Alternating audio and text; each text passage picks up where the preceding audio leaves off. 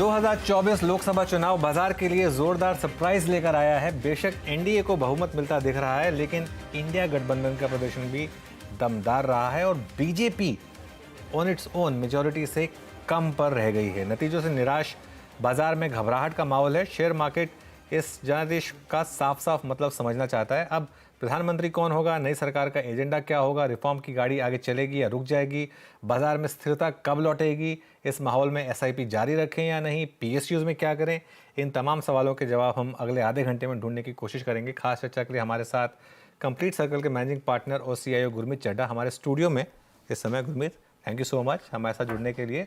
और निर्मल बांग institutional equities के सीईओ राहुल अरोड़ा, जो सुबह सुबह भी हमारे साथ जुड़े थे, वो भी आज हमारे साथ जुड़े हैं।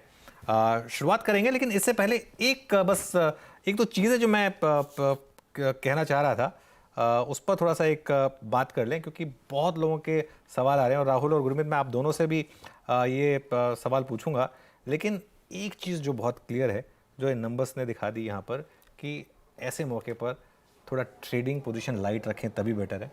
अगर आप ऑब्वियसली इन्वेस्टर हैं तो शायद कोई दिक्कत नहीं है, क्योंकि इंडिया की ग्रोथ स्टोरी तो इंटैक्ट है। भले ये फेज़ खत्म हुआ हो, लेकिन ग्रोथ स्टोरी इंटैक्ट है। तो एसआईपी भले ही ना छेड़े और ग्रोथ स्टोरी पर फोकस करें। जो मुझे फीडबैक मिल रहा है बड़े निवेशकों से, वो यही है कि एफआईएस की बिकवाली थोड़ी बढ़ सकती है यहाँ से, और अब यहाँ से वैल्यूएशन पर भी एक फोकस होगा। अब तक जो वैल्यूएशन पर फोकस नहीं था, सिर्फ मोमेंटम इन्वेस्टिंग था उस पर। जहाँ तक ट्रेडर्स की बात है, कुछ टाइम के लिए शायद लाइट रहें तो वो बेटर रहेगा। लेकिन एक काम करते हैं, हमारे एक्सपर्ट्स को जोड़ते हैं और उनसे समझते हैं कि क्या किया जाए इस मार्केट में। गुरमीत सिंह साहब स्टूडियो में हमारे साथ। शॉकर, और कोई इसको वर्ड नहीं डिस्क्राइब करने का। कंसिडरिंग कल मार्केट ने एग्जिट पोल में कुछ अलग ही नंबर फैक्टर इन कर लिया था, अब आपकी रणनीति क्या होगी, यहाँ से क्या करेंगे? अनु, दो चीज़ें। एक, अगर आप एग्जिट पोल का राइज देखें और आज का फॉल देखें तो 3% का करेक्शन आया है। इलेक्शन और इवेंट रिलेटेड में ऐसा होता है। क्या हम 15-20 साल से मार्केट में, हर बार हमें लगता है नर्वसनेस होती है, बट और ऑब्वियसली नतीजे जो थे मार्केट के अनुकूल नहीं थे। तो अगर एग्जिट पोल का आप वो 3.5% एडजस्ट कर दें तो 3-3.5% का करेक्शन, हाँ, पीएसयूज, डिफेंस, कैपिटल गुड्स में बढ़ा है। तो पहला ये है कि बहुत जल्दी कोई डिस्ट्रेस में डिसीजन मत लीजिए कि ग्रोथ स्टोरी खत्म हो गई। और सरकार मोस्ट लाइकली अगर ये नंबर होल्ड करते हैं 290 से 300 एनडीए के, तो सरकार शायद बना लेंगे। अलायंस पे डिपेंडेंस बढ़ेगा। इसका मतलब है कि जो फोकस रहा है गवर्नमेंट का एग्रेसिव इन्वेस्टमेंट साइकिल का, कैपिटल गुड्स का, पावर का, थोड़ा सा डीरेट हो सकता है। जिस तरीके से आप पीएसयूज देखिए, $200 बिलियन से आज $750 बिलियन वैल्यूएशन हो गया। एक साल में पूरा इंडेक्स ही 3-4x अप है। उसके अलावा डिफेंस चला है, कैपिटल गुड्स चला है। मुझे लगता है थोड़ा सा जो मार्केट मैसेज दे रहा है, एक तो हम हमेशा हम्बल रहना चाहिए। मुझे लगता है जो एंटी अप किया गवर्नमेंट ने कि 400 पार कॉन्स्टिट्यूशन चेंजेस होंगे, मुझे लगता है कहीं ना कहीं बाजार भी हमें सिखाता है, पॉलिटिक्स भी हमें सिखाता है, थोड़ा हम्बल रहना चाहिए। और वो मुझे लगता है एक मैसेज आया है। उसका एक ये फायदा ही होगा अनुज, की मैं शायद लाइट अप में बोल रहा हूँ, एक जो कंसर्न था कैपिटल गेन टैक्स बढ़ेंगे, टैक्सेस चेंज होंगे, आई थिंक थोड़ा प्रो कंजम्पशन पोर्टफोलियो का अब आपको होना पड़ेगा। रूरल डिस्ट्रेस है, दिखा हमको, नतीजों में भी दिखा, जीडीपी आंकड़ों में भी दिखा, और लोगों में थोड़ा सा डिस्ट्रेस था। यूपी जैसे स्टेट में डिस्ट्रेस आया जहां हमें लग रहा था कि केक वॉक है। तो मुझे लगता है पोर्टफोलियो थोड़ा सा कंजम्पशन, इसलिए कहते हैं डाइवर्सिफाइड होना जरूरी है। तो मुझे लगता है थोड़ा कंजम्पशन, फार्मा, जो एग्रो स्पेस जो है, एग्रोकेमिकल स्पेस है, टू व्हीलर स्पेस है, वहां पे आपको थोड़ा सा पोर्टफोलियो को शिफ्ट करना पड़ेगा पीएसयू से, डिफेंस से, कैपिटल। एब्सोल्युटली। देखिए, पीएसयूज में जो एक वन वे तेजी चल रही थी, जो स्टॉक्स लिटरली एक महीने में डबल हो रहे थे विदाउट एनी वैल्यूएशन कंफर्ट, वहाँ शायद एक दिक्कत रहेगी। इस चीज़ का आपको ध्यान रखना है। इस इलेक्शन के मैन ऑफ द मैच मेरे लिए तो रहे अखिलेश यादव। मतलब किसी ने नहीं सोचा था कि वो अपने फादर से भी बड़ी विक्ट्री डिलीवर कर देंगे, और वो भी इस माहौल में। राम मंदिर की प्राण प्रतिष्ठा के बाद किसी ने नहीं सोचा था कि यूपी में इस तरीके का नंबर आएगा। पूरी कहानी वहाँ से बदली। Rahul, good evening. जैसा गुरमीत कह रहे हैं, हम्बल होना चाहिए। ये ऑब्वियसली अभी भी मामला तो ये बन रहा है कि शायद एनडीए की ही सरकार बनेगी, लेकिन मार्केट को एक बहुत तगड़ा झटका लगा। अब निवेशक क्या करें यहाँ पर? Anuj, good evening, thank you for having me on the show. Anuj, आप देश के एक बहुत ही मशहूर और प्रख्यात एडिटर हैं।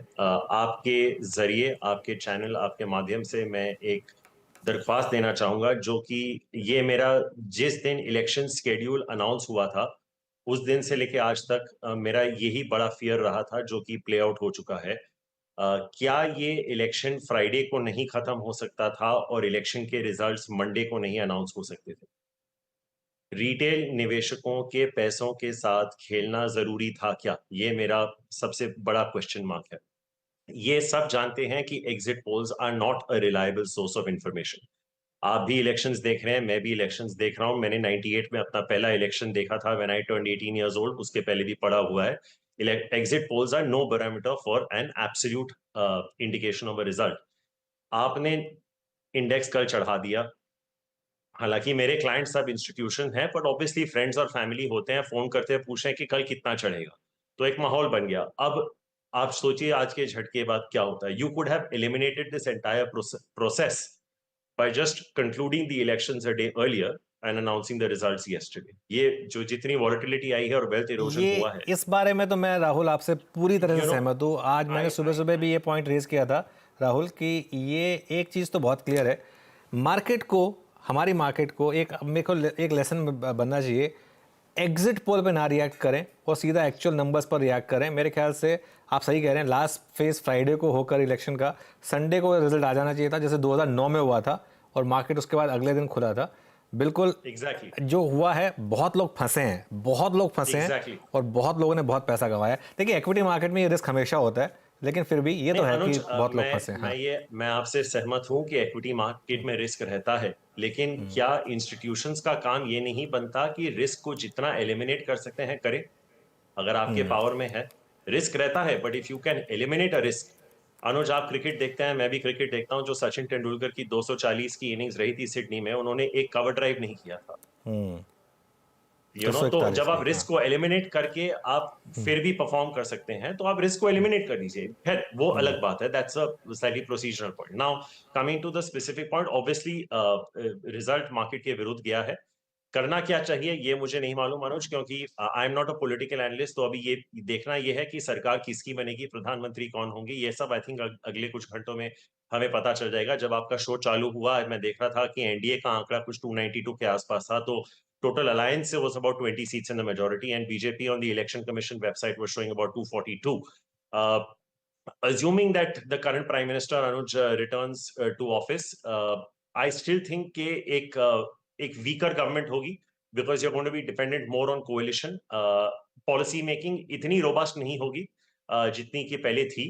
बजट थोड़ा पॉपुलिस्ट होगा, लेकिन एक फायदा है अनुज, अगर बजट थोड़ा पॉपुलिस्ट भी हो गया, आरबीआई का जो डिविडेंड था, जो 80-90 हजार करोड़ होना था, वो 2 लाख करोड़ के ऊपर था। तो आई थिंक वो 0.3% का लीवे गवर्नमेंट ऑफ इंडिया के पास अभी होगा जब वो बजट प्रेजेंट करें, assuming the current establishment takes that budget forward.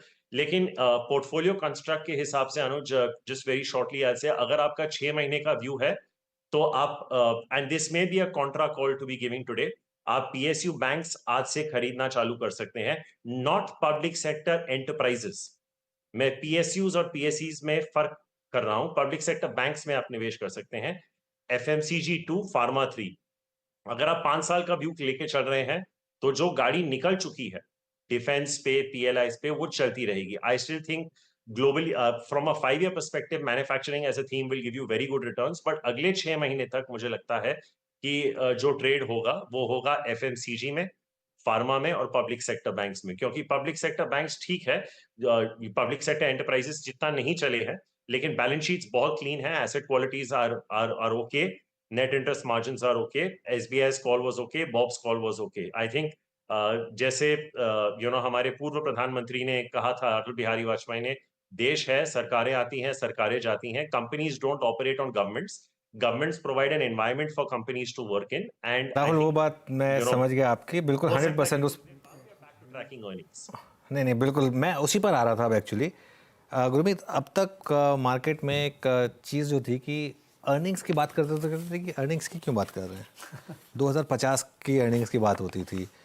अब क्या एक मार्केट में एक फेज़ आएगा जिसमें अब मार्केट थोड़ा सा अर्निंग्स पर भी ध्यान देगा और थोड़ा सा मार्केट अब जो फेज़ है मोमेंटम इन्वेस्टिंग से निकलकर वैल्यू इन्वेस्टिंग की तरफ आएगा। मैं मानता हूँ